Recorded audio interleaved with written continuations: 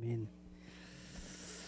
8월 오늘부터 9월 첫 주까지 4주에 걸쳐서 그동안의 강해 설교를 조금 멈추고 시리즈 테마 설교를 좀 하겠습니다. 그 주제는 뭐라고 적혀 있습니까?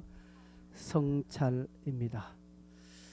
성찰은 이 구구사절에 보면 자신을 되돌아본다라는 의미 있습니다.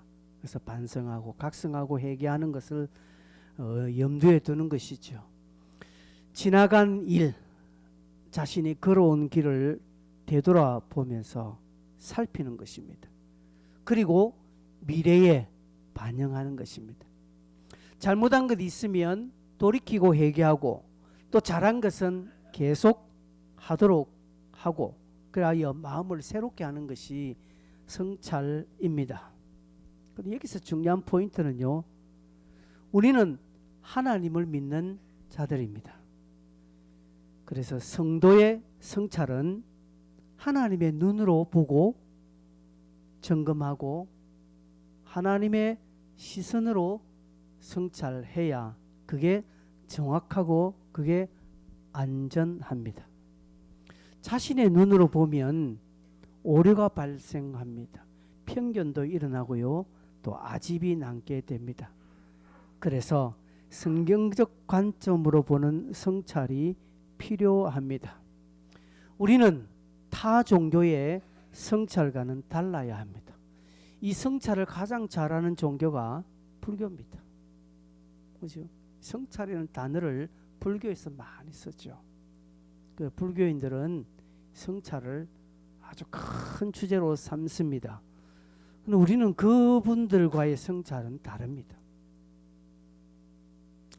또 내면을 살펴서 어떻게 해결하는 내적 치유로서의 성찰 또한 아닙니다.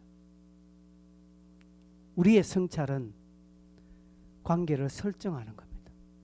하나님과 관계를 다시금 보면서 주파수가 맞아져 있는지, 교회와 나와의 관계를 보면서 주파수가 제대로 맞춰져 있는지, 코드가 바로 꼽혀져 있는지, 이웃과 자신과의 관계를 다시금 재정립하고 생각하는 그런 능동적 성찰이 되어야 합니다. 성찰만 하면 뭐합니까? 그 다음에 그것이 투영되어 나와야 하지요. 그래서 앞으로 4주간 하나님에 대하여서 하나님과의 관계, 또 교회에 대하여서 교회와의 관계, 그리고 이웃에 대하여서 이웃과의 관계, 그리고 자신에 대하여서 자신과의 관계를 한번 성찰해 보고자 합니다. 그래서 이번 주부터 하나씩 오늘 그 첫째로 하나님에 대하여서 하나님과의 관계에 대한 말씀을 드리고자 합니다. 그 말씀의 본문으로 출애굽기 20장을 오늘 저와 여러분과 함께 나눕니다. 출애굽기 20장은 십계명입니다. 십계명은 성경에서 딱 두 군데 나옵니다. 출애굽기 2장, 신명기 5장 이렇게 두 군데 나오는데, 십계명은 이스라엘 백성들이 출애굽을 한 3개월쯤 이들이 시내 광야에 다 모였을 때 하나님 그때 모세를 시내산으로 부릅니다. 부르시면서 그들에게 특별한 말씀을 하죠. 그게 십계명입니다. 십계명을 주시기 전에 출애굽기 19장 5절 6절 보면 하나님께서 이스라엘 백성들의 정체성을 다 바르게 세웁니다. 너희가 내 말을 잘 듣고 내 언약을 지키면 너희는 모든 민족 중에서 내 소유가 되고, 6절 너희가 내게 대하여 제사장 나라가 되며 거룩한 백성이 되리라. 제사장 나라가 되고 거룩한 백성이 되겠다라고 그들에게 정체성을, 즉 하나님과의 관계에 대해서 특별한 축복으로 설정을 합니다. 이런 축복을 받은 자, 여러분 이스라엘 백성들만큼 이 지구상에 복받은 민족이 있습니까? 없습니다. 성경이 히브리어로 이스라엘 백성들의 언어로 기록됐고요. 성경의 역사가 이스라엘 그 땅에 일어났고요. 하나님이 우리 한 사람 한 사람이 아니라 전 공동체적으로 대상으로 하고 말씀하는 그런 축복을 받은 민족이 저희 이스라엘 백성들입니다. 홍해가 어디서 갈라졌고요, 만나가 어디서 내렸습니까? 다 저쪽입니다. 여기 대한민국에서는 성경과는 아무것도 관계없는 거예요. 그런 엄청난 축복을 받은 민족에게 하나님이 다시금 오늘 말씀하는데, 이게 우리가 읽었던 20장입니다. 하나님이 말씀합니다. 나는 너를 애굽 땅 종되었던 집에서 인도하여 낸 내 하나님 여호와니라. 십계명 중에서 이 방금 말씀은 십계명이 아니 서문입니다. 십계명이 서문인데 저는 1계명보다 1계명에서 10계명보다 이 서문이 더 중요하다고 얘기합니다. 서문이 뭐냐? 나는 너를 애굽 땅 종되었던 집에서 인도하여 낸 내 하나님 여호와니라. 하나님이 먼저 자신을 밝힙니다.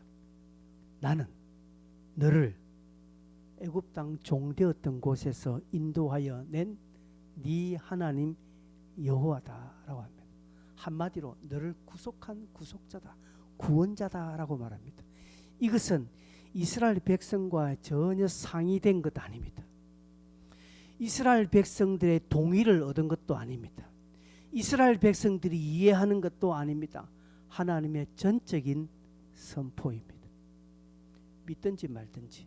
창세기 1장 1절 태초에 하나님이 말씀으로 천지를 창조하시니라. 선언입니다. 선포입니다. 여기에 말도 되지 않는다. 아이고 못 믿겠다. 아무 관계없는 것입니다. 하나님의 일방적인 선언입니다.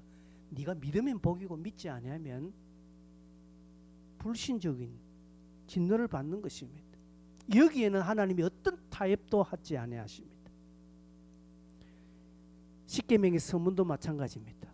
나는 너희들을 인도하여 낸 내 하나님이 여호와다. 여기에는 우리의 믿음밖에 없습니다. 하나님이 우리의 동의를 구하거나 이해를 구하거나 어떻게 하나님이 우리를 설득시키거나 어떻게 하나님이 우리와 적절한 소통이 일어나서 관계가 설정된 것이 아니라 하나님의 일방적인 선언이라는 사실입니다. 그러기에 우리가 잊지 말아야 할 것은 하나님은 우리를 구속하신 분이라는 사실, 하나님은 나를 만드신 분이고 나를 창조하신 분이라는 이 사실을 믿어야 하는 것입니다. 우리는 믿어서 오늘 이 자리에 있는 것입니다. 바깥에 있는 사람들은 웃기고 있네, 욕할 줄 모릅니다. 이 부분에 조롱할 수도 있습니다. 이 부분과 관계없다고, 관계없어도 괜찮아요. 그건 자기들이 받는 분복입니다. 이 부분에 있어서 하나님은 흔들림이 없습니다.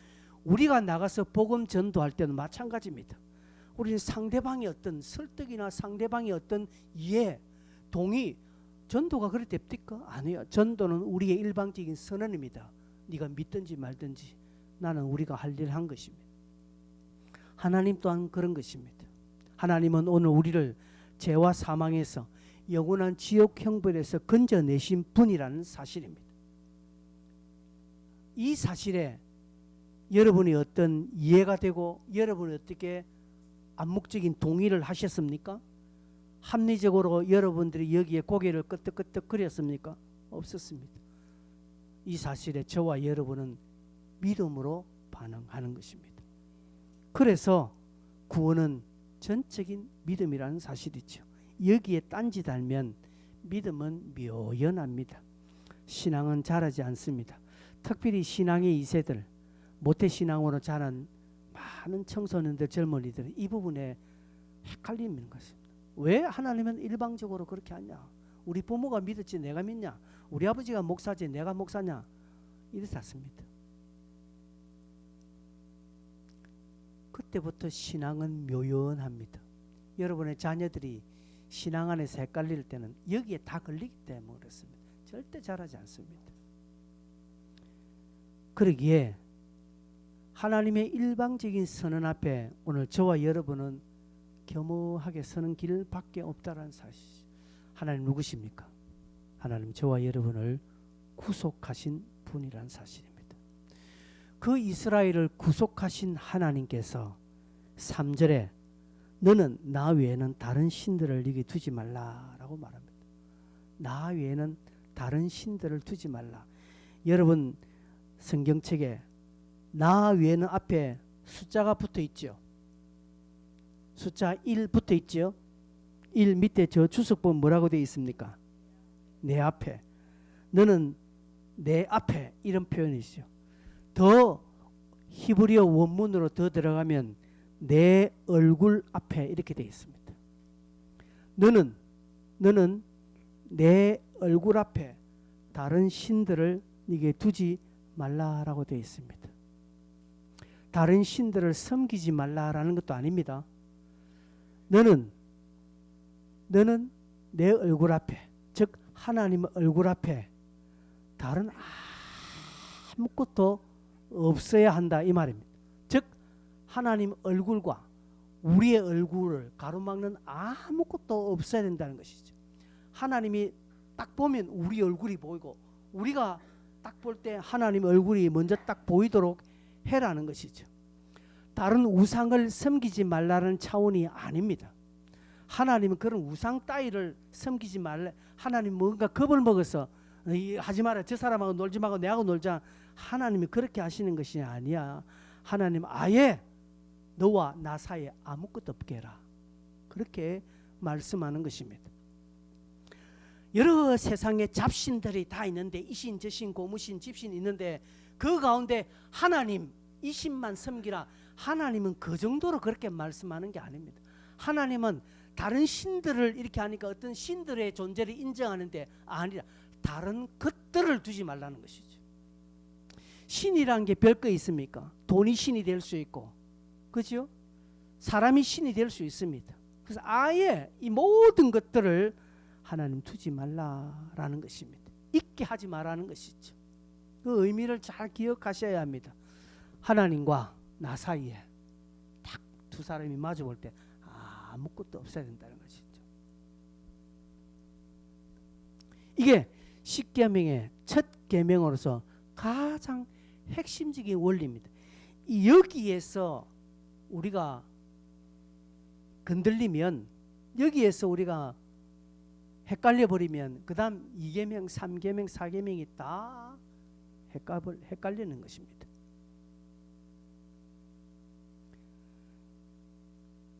이것이 가장 핵심적인 것입니다. 그리고 이것은 출애굽시킨 하나님의 목적에 부합되는 것입니다. 하나님이 이스라엘 백성들을 왜 광야에서 구출하셨나요? 왜 저와 여러분을 죄악 가운데서 구원시키셨습니까? 하나님이 출애굽시킨 목적이 있는 것입니다. 하나님이 우리를 구원하신 목적이 있습니다. 그게 성경에 기록되어 있습니다. 출애굽기 29장 46절에 보시면 하나님이 이스라엘 백성들을 출애굽시킨 목적이 나옵니다. 다 같이 한번 읽어볼까요? 시작. 그들은 내가 그들의 하나님 여호와로서 그들 중에 거하려고 그들을 애굽 땅에서 인도하여 낸 줄 알리라. 나는 그들의 하나님 여호와니라. 왜 애굽 땅에서 인도하여 내었습니까? 뭐 하려고요? 거하려고. 쉽게 말해서 함께 하려고 하는 것이죠. 함께 하기 위하여서 하나님은 이스라엘 백성들을 불러내었다는 것이죠. 고린도전서 7장 24절에도 바울은 이렇게 고백합니다. 형제들아, 너희는 각각 부르심을 받은 그대로 하나님과 함께 거하라고 말합니다. 거하라는, 거함. 신앙 안에서 거함이 얼마나 중요한지 모릅니다. 로마서 11장 22절에 보면 그러므로 하나님의 인자하심과 준엄하심을 보라. 넘어지는 자들에게 준엄하심이 있으리니 너희가 만약 하나님의 인자하심에 머물러 있으면, 지금 거하라, 머물러 있어, 같은 표현입니다. 그리하면 인자가 너에게 있으리라. 이게 무슨 표현입니까? 하나님은 이스라엘 백성들을 광야로 이끄신 목적은 하나님과 함께 하려고. 아니 그러면 그전에는 하나님과 함께 하지 아니하였습니까? 이렇게 질문하면 사변적으로 가기 때문에 안 돼요. 그전과 하나님과 함께 했죠. 함께 했죠. 그런데 이제 하나님께서 본격적으로 더 함께 하려고. 이것입니다. 청춘 남녀들이 사랑을 합니다. 청춘 남녀들이 데이트하면서 맨날 사랑을 나누죠. 그래서 아침에 만납니다. 10시에 저 롯데백화점에 만납니다. 그래서 영화 한 프로 보고 그리고 마치고 식사하고 그리고 저 강안리 해운대 가서 멋진 카페에서 차 마시고 그러다 오후에는 저 서면거리를 다가 막 서로 즐겁게 보내다가 밤 10시쯤 이제 헤어져야 됩니다. 그래서 이 자매의 집이 저게 개정이라 그 남자는 동네에 살아. 그래서 이 남자는 저 개정까지 지하철 타고 집까지 데려줍니다. 지하철 타면 집이 아니라 지하철에서 또 마을버스 타고 가야 자기 집이 있네. 그래서 마을버스 타고 같이 집 앞까지 갑니다. 그래서 들어가라, 먼저 가라, 오빠 가라, 니 들어가면 갈게, 오빠 가는 거 보고 들어갈게, 이 지랄을 하고 있습니다. 그러다가 티격태격 하다가 그래서 막 스르르 하다가 그러면 자매가 그럼 저 마을버스 탄 데까지 내가 같이 가줄게 하면서 또 내려옵니다. 그러다가 또 그냥 또 다시 데려주고 이러다가 새벽까지 가는 거죠. 이 짓을 하는 것이죠. 그걸 몇 달, 거의 1년 넘게 하다 보니까 도대체 안 되겠다. 안 되겠다. 뭐 하자 합니까? 결혼하자는 거예요. 그함이 그겁니다. 그함이 하나님이 이스라엘 백성과 결혼하겠다는 것이죠. 그래서 광야로 불러낸 것입니다. 연애할 때도 함께 하는 것이죠. 그러나 결혼은 함께하며 도장을 딱 찍는 것입니다. 하나님께서 그 백성들과 함께하고 싶어서 저와 여러분과 너무나 함께하고 싶어서 하나님이 우리를 부르셨다는 것이죠. 누가 여러분 데이트하는데 누가 끼어들면 어떻겠습니까? 어떤 분 보니까 신혼여행 가는데 부모님 따라가는 거예요.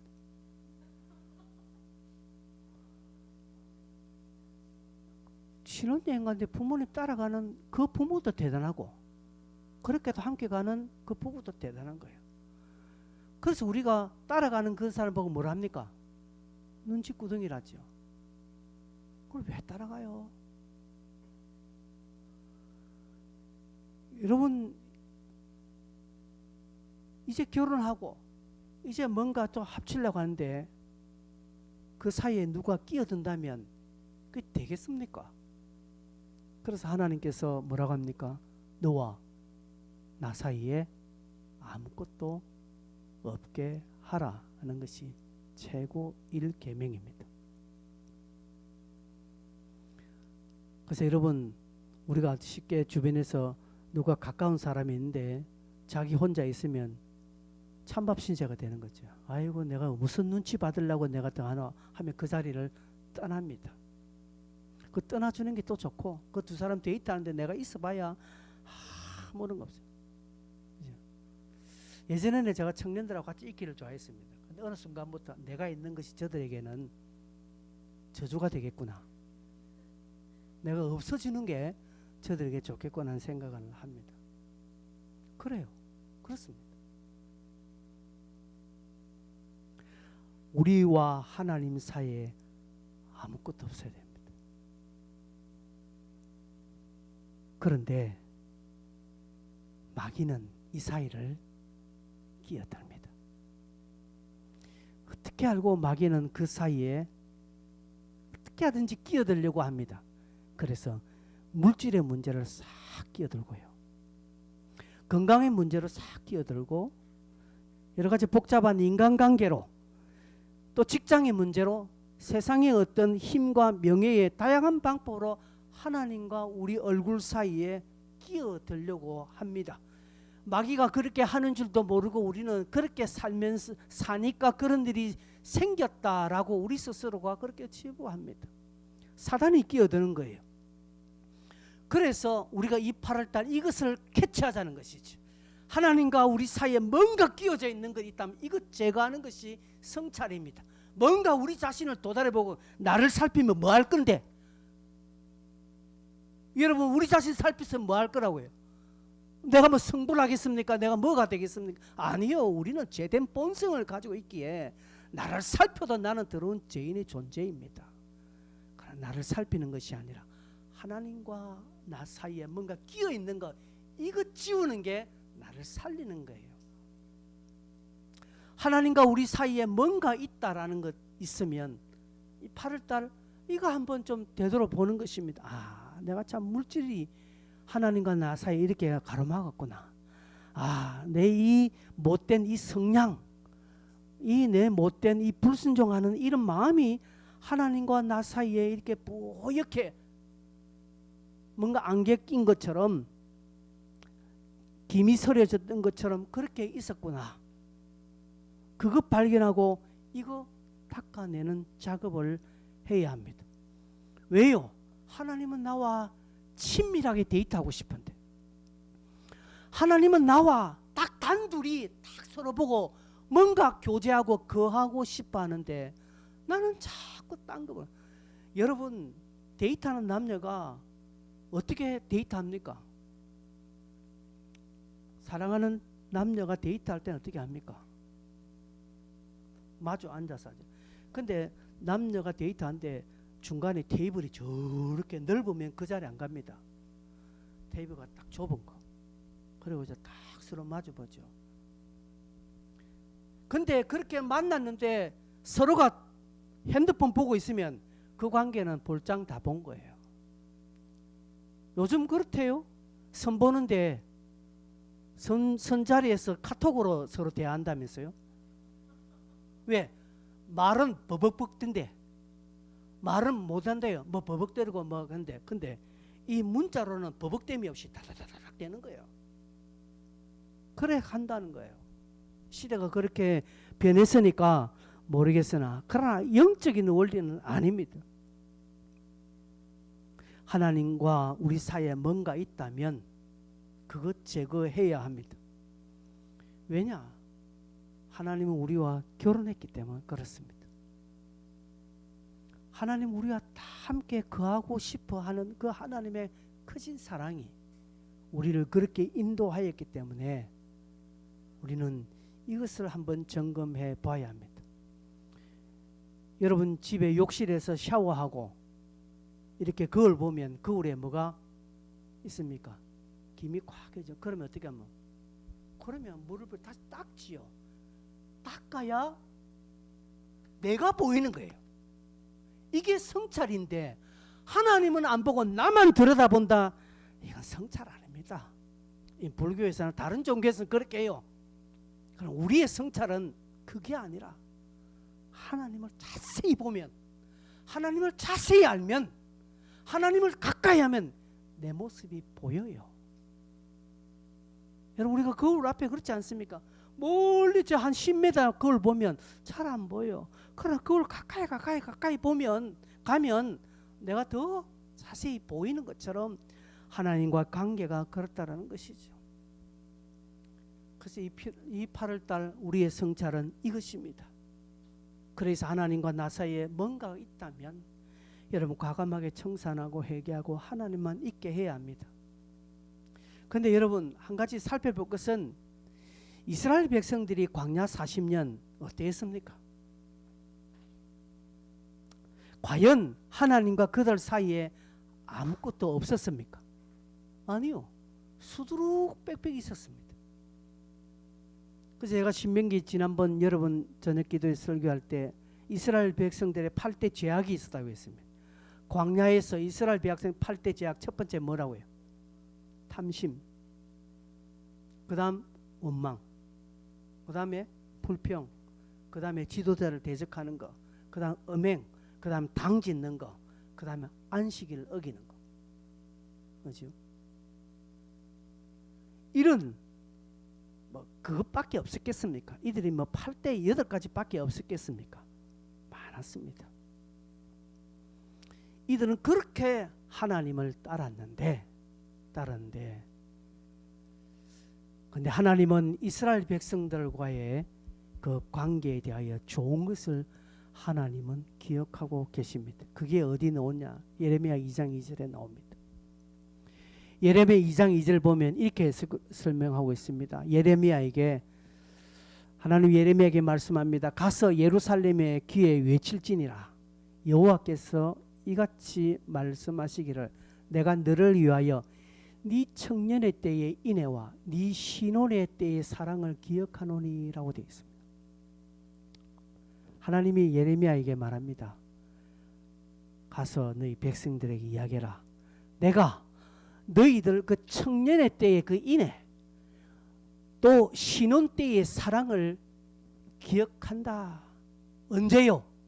곧 씨 뿌리지 못하는 땅 그 광야에서 나를 따랐음이라 하고 말합니다. 아니 여러분, 광야 40년은요 이스라엘 백성들의 그냥 원망 덩어리, 불평 덩어리를 보는 것 같습니다. 어디 하나 광야 40년에 어디 하나 이스라엘 백성들이 하나님의 마음을 시원하게 해드린 게 뭐 어디 있었습니까? 우리가 보잖아요. 우리가 알고 있지 않습니까? 우리가 성경을 그렇게 보고 있지 않습니까? 출애굽기나 신명기를 여러분 보면 화나지 않습니까?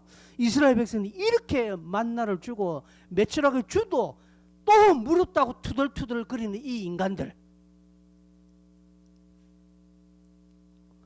덥다고 해서 하나님이 구름기둥으로, 춥다고 해서 불기둥으로 막아주고 입혀주고 재워주고 이끌어줬더니 이 백성들이 하는 짓거리는 늘 불평이고 늘 대적하고 도전하는 것밖에 없었습니다.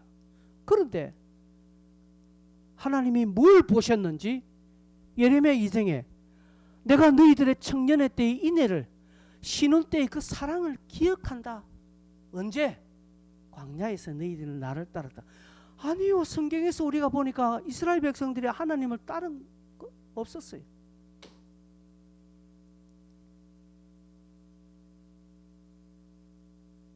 그런데요, 예레미야 2장 2절에서 6절 가보면 이렇게 표현하겠습니다. 그들이 우리를 애굽 땅에서 인도하여 내시고 광야 곧 사막과 구덩이 땅 건조하고 사망에 거늘진 땅 사람이 그곳으로 다니지 않고 그곳에 사람이 거주하지 아니하는 땅을 우리가 통과하게 하시던 여호와께서 이렇게 말합니다. 지금 하나님이 무엇을 기억하는가 하면 저 광야 때인데, 그때 이스라엘 백성들이 사람이 거주하는 땅을 우리가 통과하게 하시던 여호와께서, 즉 하나님은 이 광야 땅을 기억하시면서 그들이 수많은 대적과 원망과 불평을 했지만 하나님이 그 광야 땅을 통과하는 것을 그들이 따라갔다라는 것을 기억하고 있다는 것이죠. 즉 이것입니다. 이들은 물이 없어 원망하고 먹을 것이 없어 불평하고, 그리고 모세와 아론이 하는 것이 꽃가봐서 그들이 대적도 하기도 하고 안식일을 어기기도 하고 엄행하기도 하고 그들은 여러 가지 파당을 짓고 도전하기도 했지만, 그러나 희한하게 이스라엘 백성들은 구름 기둥이 썩 뜨면 입이 툭 튀어나오면서도 뭐하고 있습니까? 장막을 걷고 있다는 것이죠. 그리고 구름 기둥이 쑥 움직이면 희한하게 이들은 입이 툭 튀어나오면서 걸어가는 것입니다. 그리고 구름 기둥이 딱 멈추면 희한하게 이들이 하고 또 텐트 지고 장막 친다는 것이죠. 하나님이 그것을 기억하고 있다는 것이죠. 그것을 하나님은 신혼의 사랑으로 기억하는 것입니다.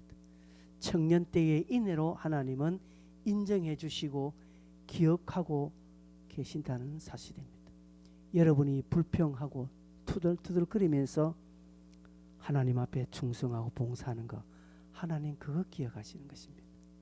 하나님은 내가 원망하고 하나님 내가 불평하는 것 하나님은 기억하지 않고, 하나님은 그럼에도 불구하고 하나님 앞에 나와 예배하고 그럼에도 불평하고 하나님 앞에 충성하고 헌신하고 봉사하는 그 모습을 기억하면서 청년의 때의 인애라고 신혼 때의 사랑이라고 하나님은 기억하고 계신다는 사실입니다.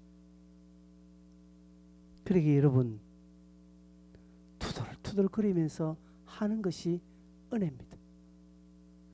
문제는 주저앉는 거야. 낙심하는 거. 그냥 제자리에 주저앉는 것이 하나님 앞에 불순종인 것입니다. 그래서 성도는 뻔뻔해야 합니다. 성도는 뻔뻔해야 됩니다.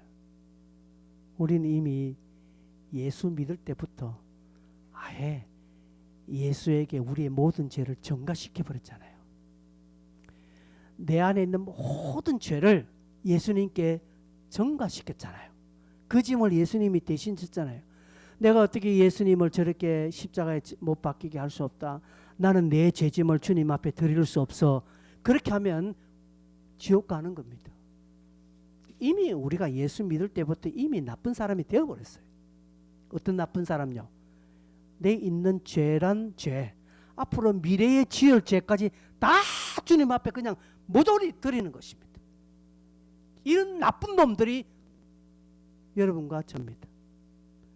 그래서 뭐 착한 척 하려고요. 이미 나빴는데. 교회당에 착한 사람 오는 거 아닙니다. 교회당은 진짜 나쁜 놈들이 오는 곳이에요.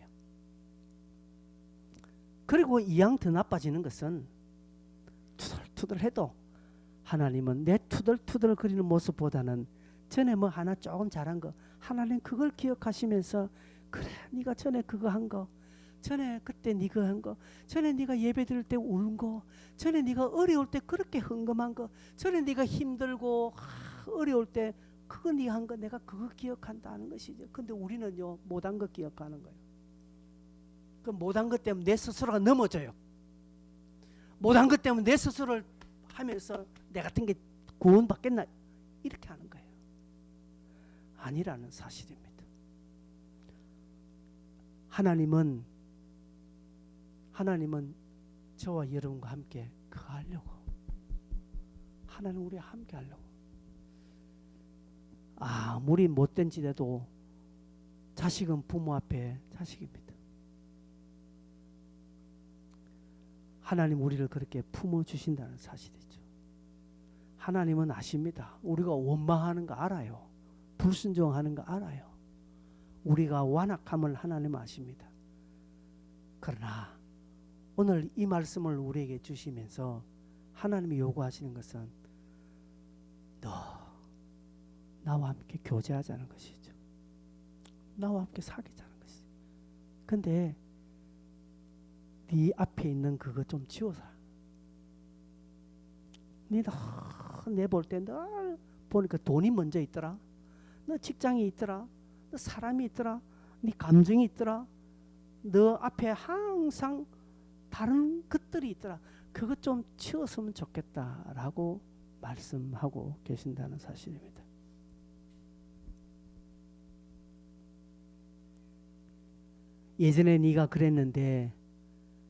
예전에 네가 그랬는데 다시 그때로 돌아가면 안 되겠느냐라고 말씀하는 겁니다.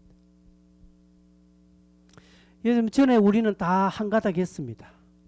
다 우리가 예전에는 다 나름대로 신앙이 한가닥 했습니다. 눈물 어디 한번 안 흘려본 사람 여기 어디 있습니까? 성경 읽으면서 안 울어본 사람 누가 있으며 기도할 때 눈물 안 흘려본 사람 누가 있으며 예배 드릴 때 한번 울어보지 않은 사람 누가 있었습니까? 그런데 이제는 피리를 불어도 춤추지 않고 곡을 하여도 울지 않는 완악한 상태로 남아 있다는 사실입니다. 그러면서 누가 뭐라면 나도 옛날에 다 그랬다라고 라떼를 주장하는 사람들이 얼마나 많습니까? 우리가 그렇지 않습니까? 그런데 그럼에도 불구하고 하나님은 오늘 우리를 향하신 그 사랑을 하나님은 움직이시지 않고 옮기시지도 않고 오늘 다시 한 번 더 그 관계를 정립하고자 하나님은 하십니다. 그러면서 너는 내 얼굴 앞에 네 얼굴 앞에 아무것도 두지 말아다오라고 하는 것입니다. 이 하나님의 마음, 이 하나님의 소원을 여러분 우리 좀 받들고 싶은 마음 없습니까?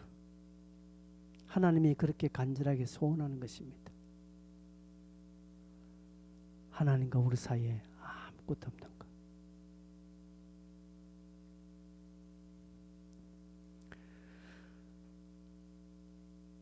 이런 하나님의 사랑을 우리는 당연하게 마땅히 여기는 것입니다. 여겨야 합니다. 그러면 다른 성경에서 우리를 향하신 하나님의 강력한 심판도 당연히 여겨야 합니다. 그렇게 되는 것이 정상적입니다. 그런데 우리는 하나님의 사랑을 당연시 여기면서 하나님의 심판에 대해서는 하나님의 사랑을 구걸합니다. 아니에요. 그 번지수 잘못 찾은 겁니다.